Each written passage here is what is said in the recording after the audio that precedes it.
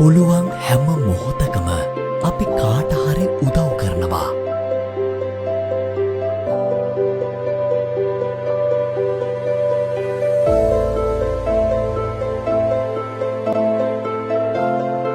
වෙන කාගෙවත් ළඟ නැති තරම් අපි ළඟ මනුස්සකම තියෙනවා.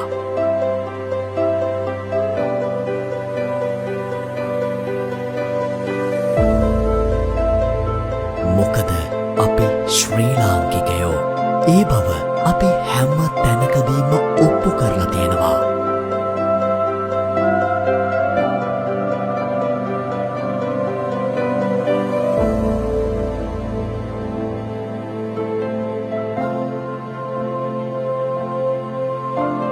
ශ්‍රී ලාංකිකයෝ විදියට අපි ඒ මනුස්සකමත් එක්ක ඊළඟ අවුරුද්දට යමු.